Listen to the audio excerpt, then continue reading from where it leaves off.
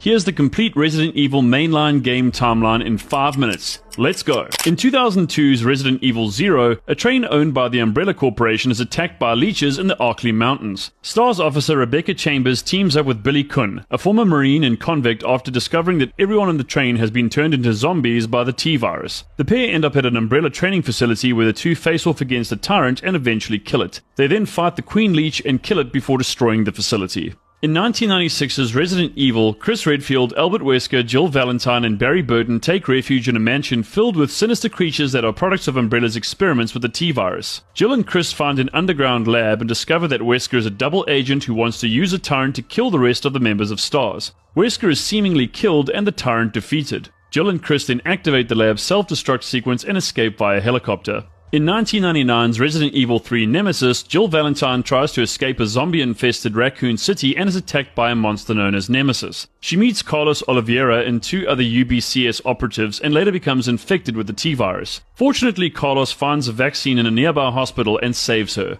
Carlos later tells Jill that a nuclear strike will be used to destroy the city. Jill faces off against the mutated Nemesis one last time and destroys it with a railgun before escaping the city with Carlos by helicopter.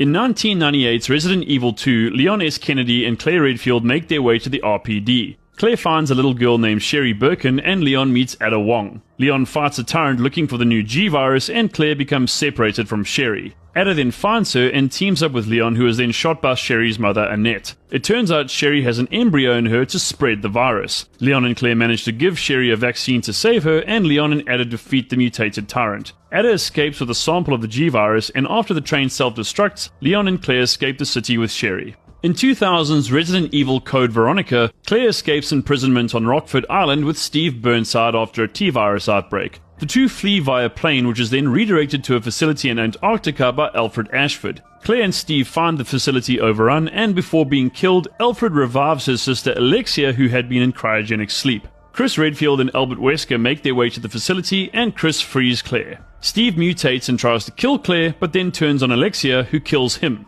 Wesker escapes with Steve's body, and Chris defeats Alexia and escapes with Claire before the facility self-destructs.